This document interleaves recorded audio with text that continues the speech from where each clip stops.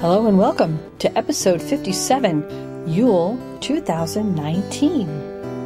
Hello and welcome to Reaching for the Moon, presented by Everglades Moon Local Council, Florida chapter of Covenant of the Goddess. COG supports individual works by its covens, members, and local councils. It's a vibrant network of a myriad of Wiccan and witchy resources, religious support, friendships, service opportunities, and more. To find out more, visit our website, emlc.net, our Facebook page, facebook.com/EvergladesMoon, or Twitter, @EMLCTweets. Yep, I can't believe we made it to 57 episodes. Wow, this has definitely been fun. This time, we're bringing you another interview, and this is with Marilyn, also from the Crow Women. And we're featuring her because she wrote a Yule song called Darkness Holy Be. And we're going to interview her and play her song. We're going to talk about her songwriting experiences, about the group, about their new album, and a few other things. We also have Pandie's Pagan Projects brings you making applesauce and salt dough ornaments. Super cool. In addition to the song Darkness Holy Be, we'll bring you another song from the same album by the Crow Women called Long Long Night. Both of these songs are on their new album Seasons, which can be purchased on cdbaby.com. And then we're going to close the show with a song by Emerald Rose from their album Sunwise called Lord of the Dancing Trees. And you can learn about Emerald Rose and purchase their music on emeraldrose.com. I hope you enjoy and have a wonderful season, whatever you celebrate. Merry Solstice. It's a long, long night. It's a long, long night. We journey through the darkness. It brings us inside. In the long, long night. It's a long, long night. It's a long, long night.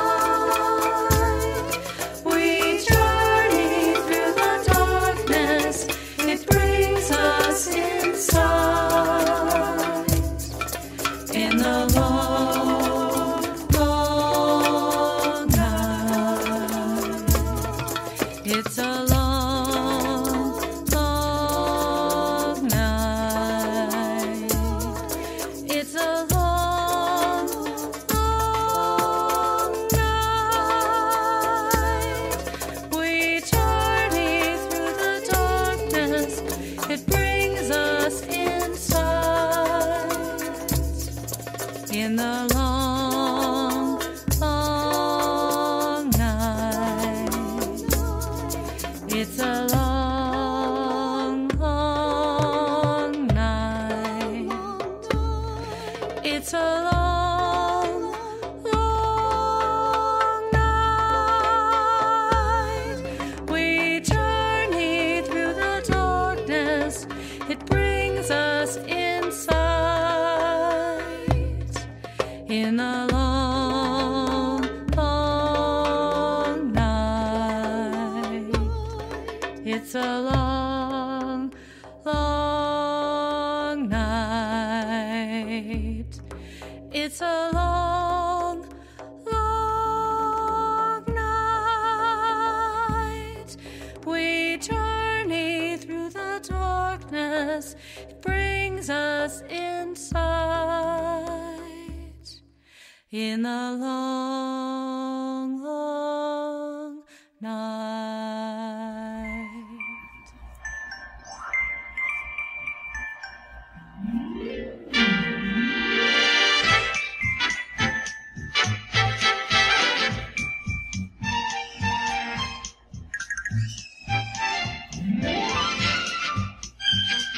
Merry Yule, crafters! This is Alpandia, and it's time for another one of Pandie's Pagan Projects. This year, I've decided to decorate my house, and specifically my Yule tree, with as many handcrafted ornaments as I can. Most of them I'm trying to do myself, but I'm also scouring different small businesses to see friends of mine who make ornaments and include them on my tree as well. Longtime listeners of our podcast will remember how we've done ornaments twice now. The first time we took clear glass or plastic ornaments that you can find at your local craft store and made spell ornaments to decorate our tree. That was back in episode 17. And our foray into using floor wax and glitter to make some pretty awesome galaxy globes back in episode 9 definitely are still in my ornament rotation.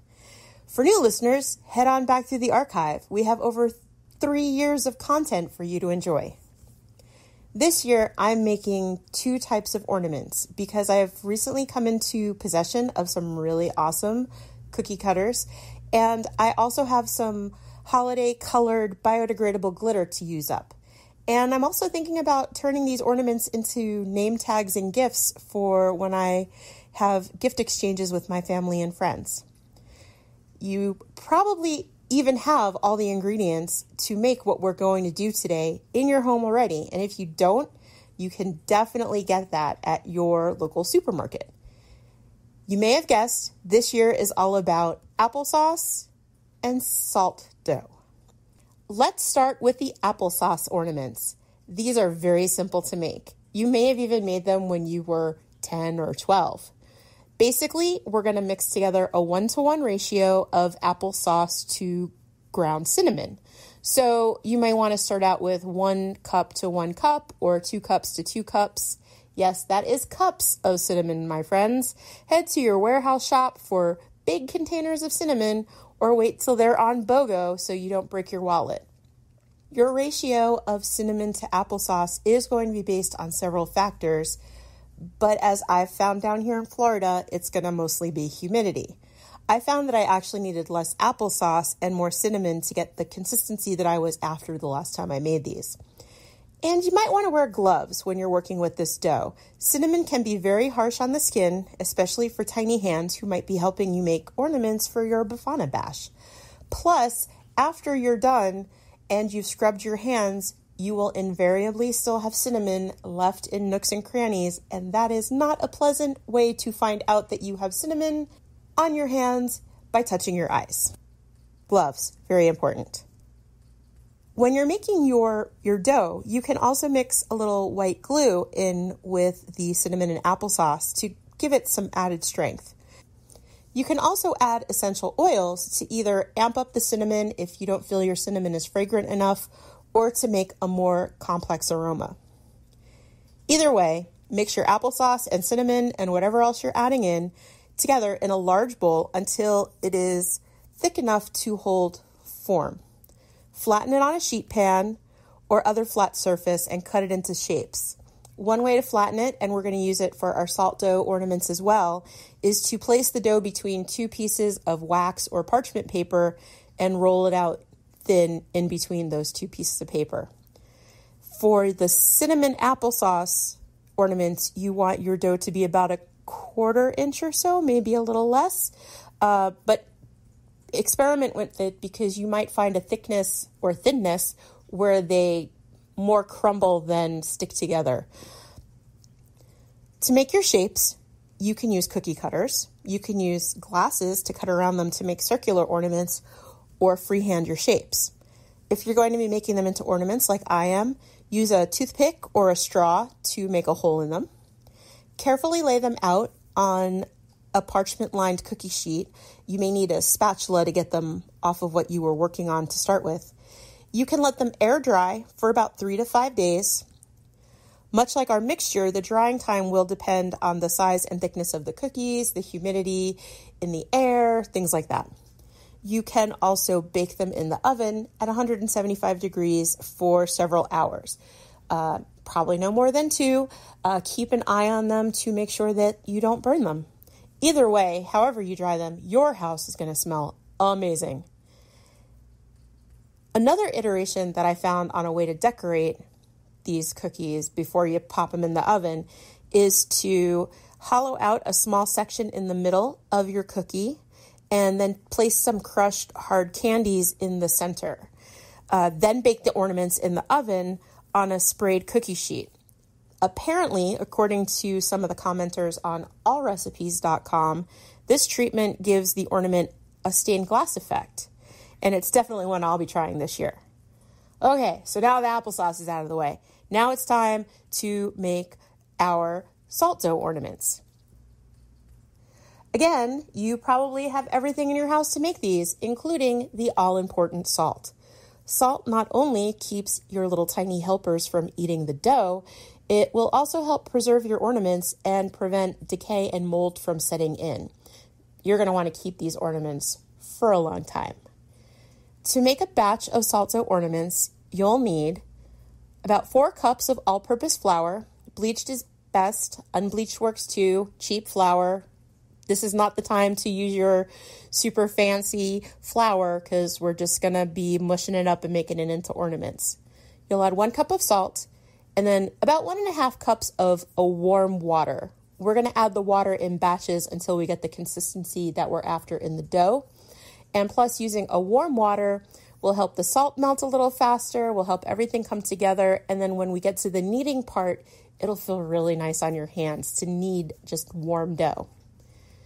To make the dough, mix together the flour and the salt in a large bowl until they're well combined. Slowly add your warm water, stirring consistently with a spoon. Eventually, you're going to get to a point where it's really hard to stir with the spoon, and that's about when you've got enough water in the dough to make the consistency we're after. You can always add more flour. You can always add more water. Place the dough, like we did with the applesauce dough, between 2 pieces of parchment paper and roll it out. For these, you want them to be somewhere between 1/8 of an inch thick to maybe a little thicker than that. In this case, if you get a thicker ornament, it'll take A, longer to dry, but it also B, may tend to break because the dough will have some natural air pockets inside it. And the thicker the dough, the more likely you are to have those, and that will lead to breakage of your ornaments. No bueno.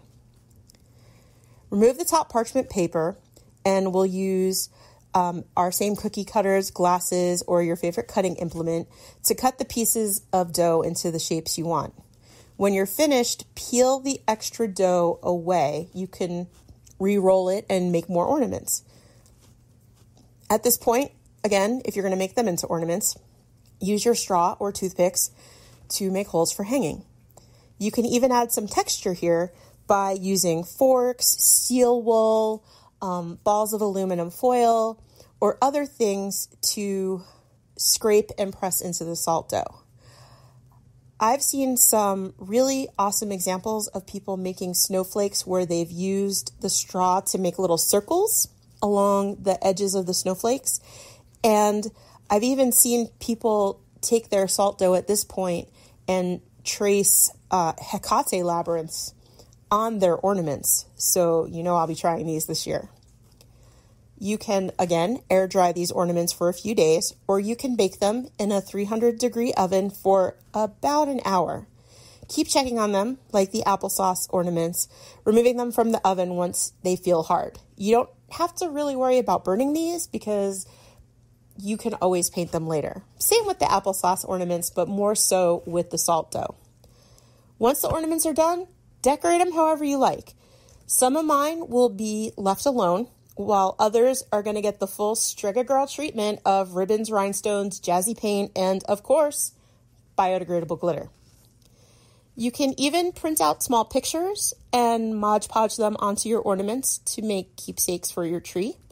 You can also take items that you find in nature, like pine cones or shells, and decorate your ornaments. Or you can also get little chips of gemstones like amethyst and garnet, and you can decorate with that as well.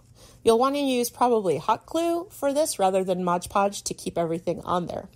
Of course, the sky's the limit with decorating these. You can break out all your acrylics, you can break out your spray paints, anything and everything goes. I do recommend for just preserving these that you spray them with a spray poly or a coating of Mod Podge once everything is done.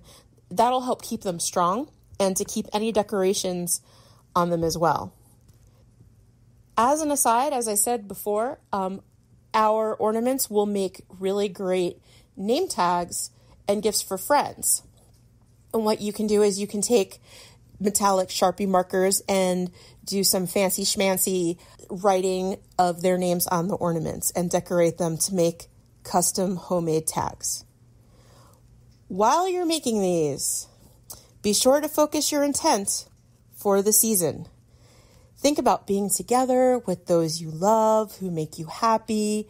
Think about the turning of the wheel and the birth of the new sun god and the meaning of the season. This will infuse your ornaments with your special flavor of magic. While they hang on your tree, decorate your house, or become loving gifts for those that you care about, they'll continue to radiate those feelings for the whole season and for years to come. And every time you take those ornaments out, you'll be reminded of the wonderful Yuletide you had in 2019. Everything we do is magic, so be mindful of your intentions and mindset as you're making these ornaments. I really can't wait to see what you guys do with your ornaments. You are all so creative and you make wonderful crafts. May Befana be generous to you, and may Krampus only spank you a little.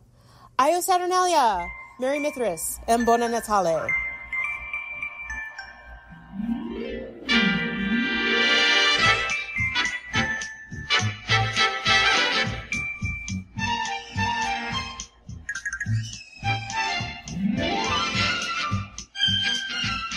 This is Lady Bridget, and I am here with Marilyn of the Crow Women. And the Crow Women are performing at Merry Meet this year in Albuquerque, New Mexico. And she has graciously offered to share with us some of her songwriting prowess and a song that she has written.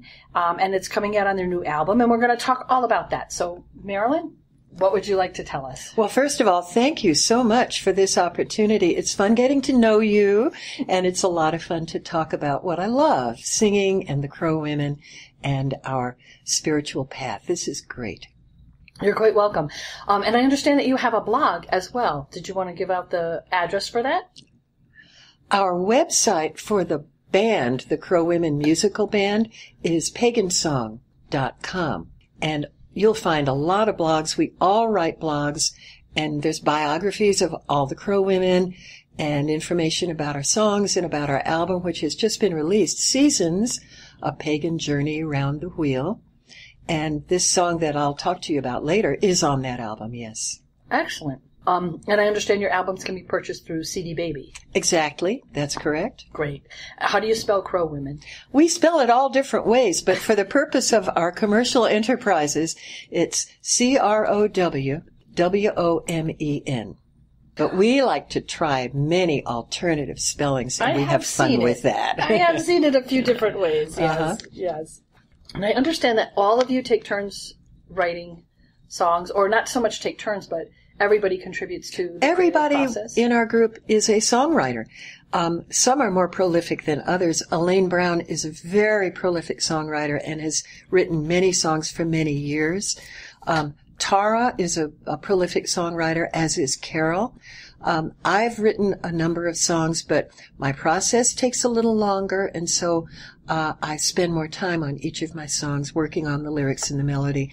But everybody has written songs, and it's wonderful that we bring out the creativity in each other and inspire one another, so our songs we are pleased with the end product that we're getting. Oh, so you get input from everybody in the group. We kind of do. Yeah. And if we say, okay, this little part of the song isn't working real well, help me with the harmony, then everybody will chip in, and we collectively work on those parts. That's got to make the creative process a whole lot easier. It is, and it's fun. So how do you start? Do you start with the melody? Do you start with the lyrics? Do you start with the idea? For me personally, I start with the idea and the intention. And then usually the lyrics come first. Once I have a set of lyrics that I like, there'll be a melody running through my mind, and then I'll refine it.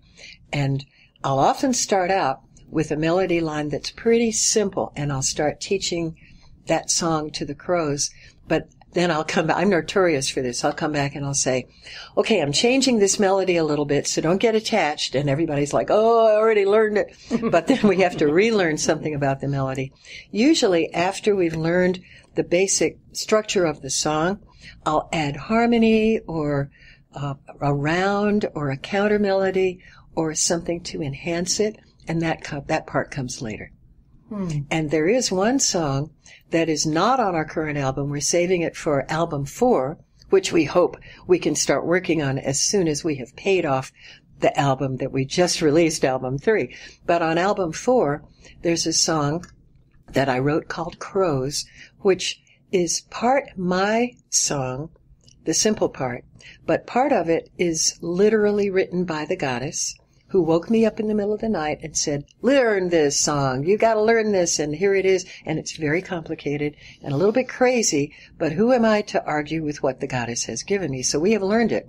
And we're actually going to sing it here at Merry Meet. It's called Crows. And it will be on our 4th album. But we're going to preview it by singing it tonight. Oh, excellent. So if you want to hear the 4th album, and you're going to have to buy the 3rd album so that they can raise the funds. You've got it. That is exactly right. That's wonderful.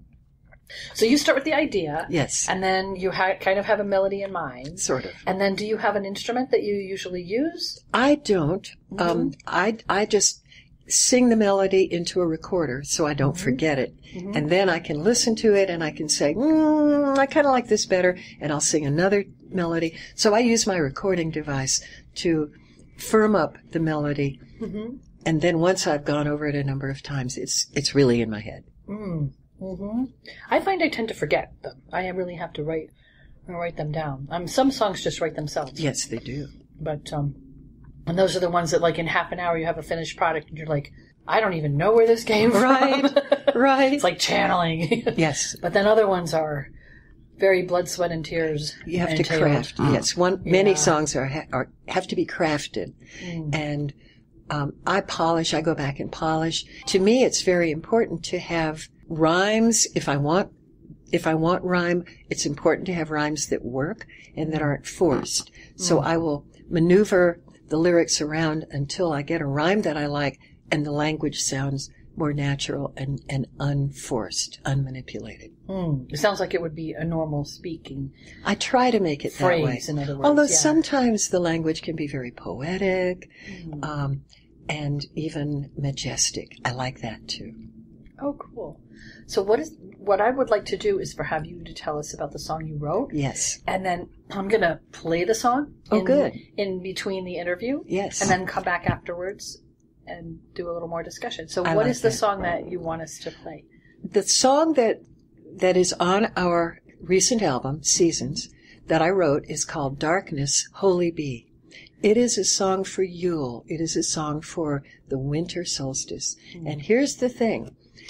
I am a little different from most people I know and most pagans because I am not as fond of the sun and the heat and summer as some.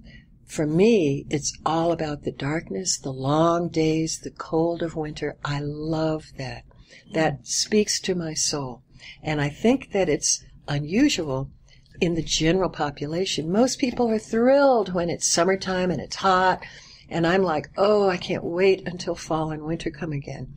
So for me, the thrill of the days getting shorter and the nights getting longer and the extended twilights and the beautiful dawns and the crystal clear sky that you get in the winter, this attracts me so much. And I find my spiritual longing takes me there, takes me right to those dark days. And I feel that it's my soul and my spirituality are really fully expressed in the dark days. And most of the time people write songs about summer and the sun and how wonderful that is. And I'm fine because the sun is our life giver and our father. But I thought, we don't have enough songs about the dark days. We don't have songs that extol and praise the darkness and the cold. Most people are saying, oh, we have to endure this and get past it. And I am saying, let us sink into it and let us love these days. So when I wrote, Darkness, Holy Be, the lyrics are, darkness, cover me. And then darkness enter me, and then darkness wholly be. And it speaks about the activities that we do in the dark. We tell the stories. We huddle together for warmth. We feel the goddess moving in the night. These are things that I'm getting chills as I speak about it right now. So when I sing this song, I just sink into the spirit, and I sink into that feeling of the darkness and the sky. And I think you'll hear that in the lyrics when you play that song. Well, we're going to play it right now. Great. It is the darkest night, it is the longest night, and the earth settles in. We shelter from the cold, the secret tales are told. Let the deepest magic begin. Darkness cover me like a cloak of softest gray. Darkness cover me, stars in bright array. Darkness cover me, whisper every word I say. Darkness cover me.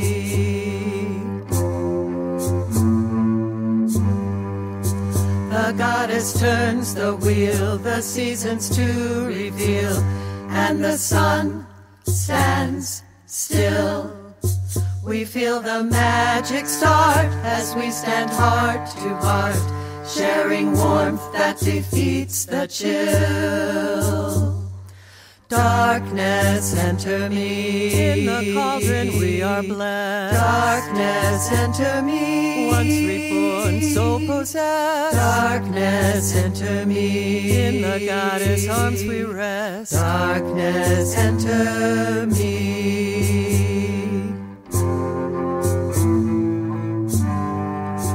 We feel the power build, the season is fulfilled, and the year grows old.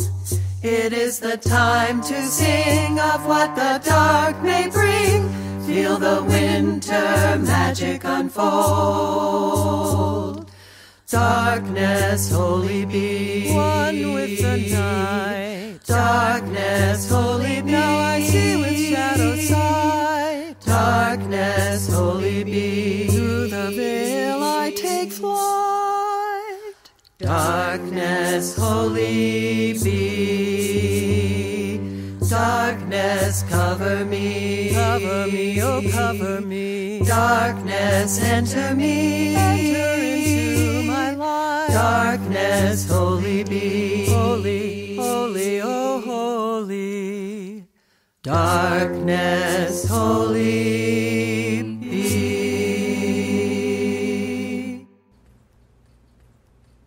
So obviously you live in a climate, a part of the country that has an actual dark winter, which obviously where I live, there is not a dark winter. Florida's seasons are much more subtle. Where exactly are you in Colorado? Yes, I live in Durango, Colorado, Okay. and it is southwestern Colorado, so we have a lot of heat and dryness.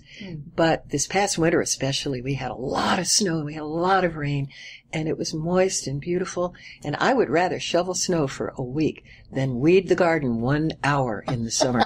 So I was happy. I did so much shoveling, and I was so happy out there with the snow falling and the snow all around. And yes, I experienced the darkness. We have 4 seasons in Colorado, and we have beautiful, beautiful winter solstice days that are mysterious and majestic. That sounds lovely. I grew up in New England, but I never was a fan of the cold. That's how we ended up in Florida, so.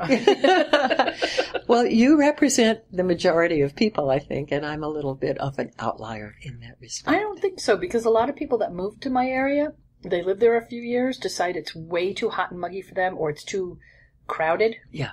Or the people are too rude, and they move away. Mm-hmm. So, it's a very transitional Maybe area. so. I lived in Florida, and I felt the same thing. It was too hot, Mm-hmm. and I didn't love the politics, so I moved away, and I think Colorado is my spiritual home anyway. Oh, and obviously the Crow women are as well. Oh, my sisters, my home, the Crow women, I've been a member of this group for over 20 years. Oh, wow. The Crow Women's been in existence. Our group has been in existence for over 25 years, and I'm the second longest member of this group. Wow. And that is saying a lot. Yeah. Especially, not to say anything bad about women, but we don't tend to, well, we form lasting friendships when we do, but we can definitely tick each other off. I know what you're saying. Yeah. And we are unique in that we are a woman-only group. We do not identify ourselves as a Dianic group. There's some baggage along with that terminology. But we are a woman-only group, and we find that meets our needs and really deepens our sisterhood. Mm-hmm. And you could definitely see it when you guys are performing on stage. Oh, good. Well, I have seen you perform before. And, there is a magic that happens. And we had discussed this in the previous interview, that there's a magic that happens between, the performers and the audience. Yeah. And there's definitely a give and take of energy. But when the performers themselves are a cohesive group, and it really isn't so much to do with rehearsal, it's more, I think, to do with you can anticipate when the other person is going to do because of familiarity. Right. Because of them, and so, it's just very, very nice to see all of that cohesive action, all of that energy, just winding around all of you when you're performing. So hopefully, I think some of that comes through on the songs as well. Thank you for saying that. We like to feel that we have that connection. Is there anything else that you want to tell us about yourself? Actually, yes, I know what I wanted to ask you. You sing in more than one group. Yes, I do. I'll tell you about that, what I do. I'm retired from college teaching, and I taught psychology. But I've always had a sort of a secondary profession. I'm a dancer and a singer. When I retired from teaching, I really got into singing. And right now I sing with 4 different groups. So I have rehearsals all week long. I sing with the Durango Choral Society, which is a large audition-only group. And we sing big, big pieces, big masses and oratorios. And we sing with the symphony orchestra of the regional symphony. And it's wonderful. But I also sing with the Durango Chamber Singers, which is a smaller group that does maybe more challenging material, often a cappella. And it is a pleasure and a privilege to be part of that group. I also sing in the choir of the Unitarian Universalist Fellowship in Durango. And they are, of course, as all Unitarian fellowships are, very pagan-friendly. Very pagan-friendly. And I sing in the choir there. And then I sing, of course, with the Crow Women. So that's my 4 singing groups. I'm busy. You must get a lot, not instruction. I guess that's not the word I want to. It is instruction, or? I'll tell you what.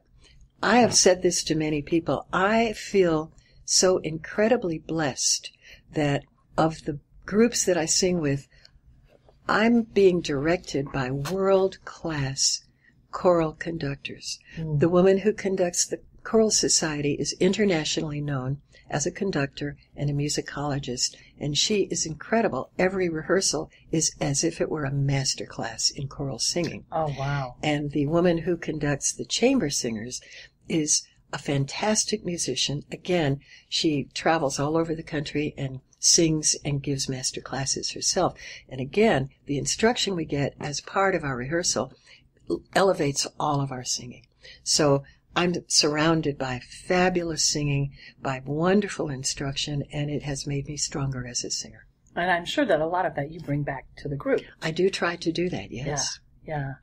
It does make a difference who your conductor is. Oh, definitely. Yes. Because you pick up a lot of tips and tricks and things that, and even having a vocal teacher, although not everybody has the time or can afford the expense, right. And not everybody invests that much. Because, for some people, singing is their life. And for other people, singing is just, I sing in the shower. Right. It's, our pastime. But I think a lot of what is a broad appeal of your music, especially, is that it can be used in so many different venues. Good. And it can be used in so many different ways in ritual. Yes. And anybody can sing it. You have identified something very important. On all of our albums, and certainly true of the next album that we have in our minds, we are offering a combination of some of them are what I would call a concert piece. It's for listening, maybe a complex structure, a lot of words, but many of our songs are ones that we're hoping people will adopt and learn and use in their own ritual practice, whether solitary or group. And we would be thrilled and delighted to know that pagan groups everywhere or anywhere are adopting our music and putting it to use for their own purposes. There have always been all of the wonderful standbys that have been in the pagan community for, 30 odd years. Sure. I'm definitely dating myself here. That we all know and they come to mind. And when you're in big ritual, it's very easy to jump onto one of those because the majority of the people will know them. They're familiar. Exactly. But it's also nice to have one handy in the back of your head that maybe not everybody knows, that you can teach them. Yes. So that when they go home or back to their covens or their groups or whatever, especially when you're in like a big festival situation or whatever, that they can then turn around and go home and teach it to their people. Yes. And it's nice that you guys have done most of the work. I know what you mean. Because trying to come up with a chant or write something for a specific festival, it's very nice if you have this background of other music that you can look at and go, oh yeah, that's effective. That's Sure. appropriate. And people might already know it if they already have your album, but they're That's easy true. to teach. Yes, and on Seasons, our recent album, we have music that addresses all the events, all the Sabbats, the cross quarters, all the special events that take place in the pagan community. And so there's got to be something in there that anyone can use. And I also want to mention that one of the Crow women, Elaine Brown, has been teaching great workshops on how to use certain music, our music, in ritual, and also how to develop your own chants. And she's very successfully taught some chant-making workshops. So if anybody is in any location or situation where she's offering that kind of workshop, I say take it. She's really good at this. Is that the workshop that she just did earlier today? That one was not a chant-making workshop. It was a workshop on how to use some of our songs in the season and the Wheel of the Year. Oh, good. Do you have any upcoming performances that you want to plug at this point? We are going to sing tomorrow at the Unitarian Universalist Church here in Albuquerque. We're singing both the first and the second service. So you do that how often? Well, this is the first time we've done it here in Albuquerque. Oh. We have sung as a group in Durango at the Unitarian Universalist Fellowship. And later this year, or maybe early next year, several of the Crow women will be singing a song I wrote called Candle Flame as a trio, and we will be singing that at the Durango UU Fellowship. But I'm not sure when that is. But people, if they're in the area of Durango, they can certainly check out what the UU Fellowship's schedule is. That's right. And I would certainly encourage them, if they have the opportunity, wherever they are, to see you guys sing live. Do you ever travel to any of the pagan festivals? Yes. We sang at Mabon a couple of years ago. We did a pretty big concert there and had so much fun.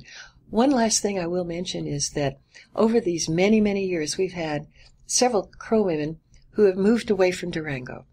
And they have still retained their connection to us as sisters. Once you're a Crow woman, you're kind of always a Crow woman. But they sing. And so when it's possible for them to do it, they come from distances and they come and record on our albums. And some of them are here right now in Albuquerque for this Merry Meet concert. So we have one member from Laramie, Wyoming, another member from California, somebody from Denver.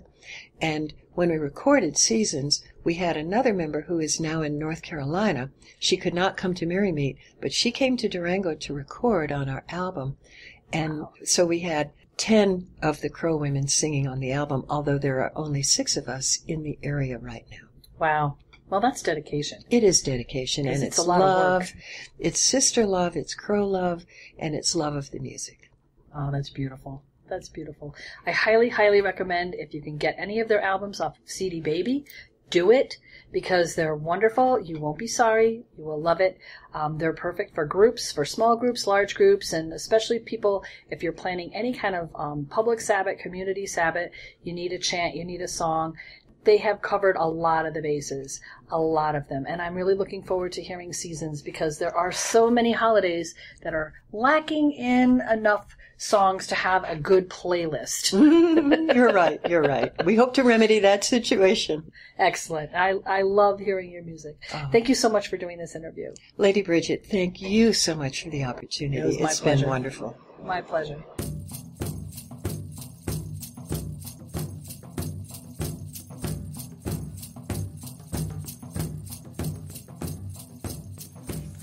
Hi, everyone.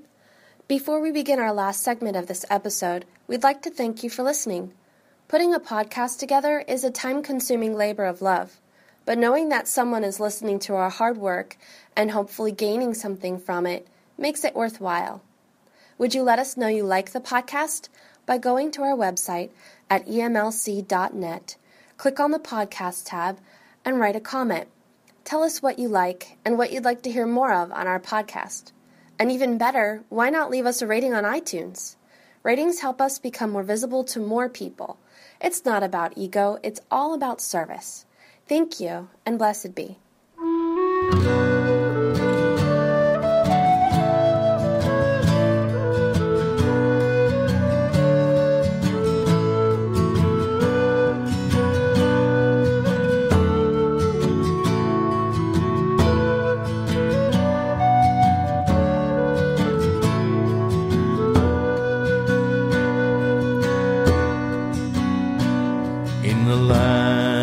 Dancing trees, oaks delved deeply and danced in the breeze. Great sylvan gods rose tall, and with every nation they were at peace.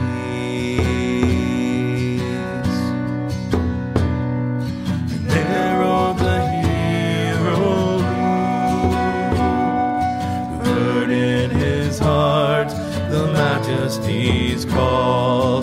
Fain would he dance their dance, or spend all his days in the forested halls. Then how shall a hero be welcome in the land of the dancing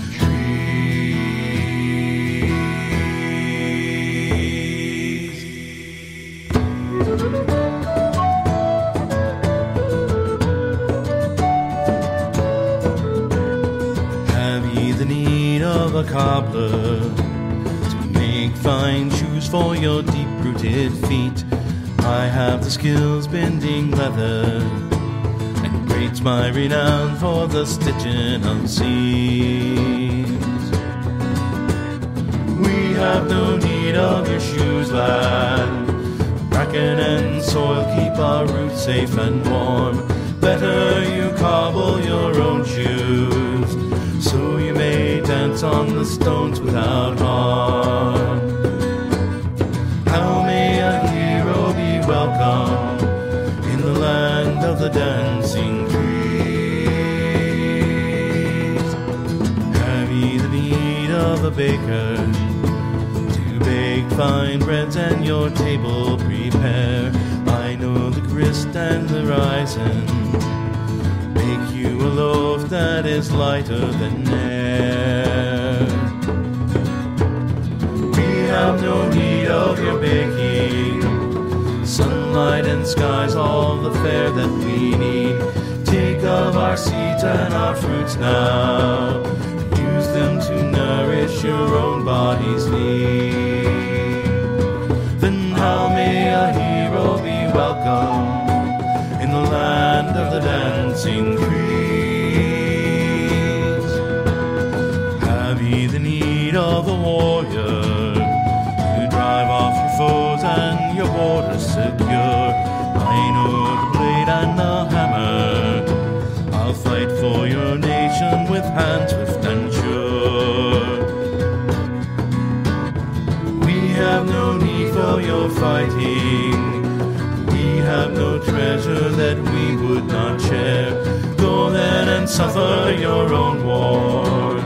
Peace is our kingdom, and we shall live there. Then how may a hero be welcome in the land of the dancing tree? But know ye the man of all seasons, master of skills in the service of light, the man who is every profession, so he may love every facet of life. We know the man of all seasons, king to your people and friend to the land. We welcome you home to your own heart.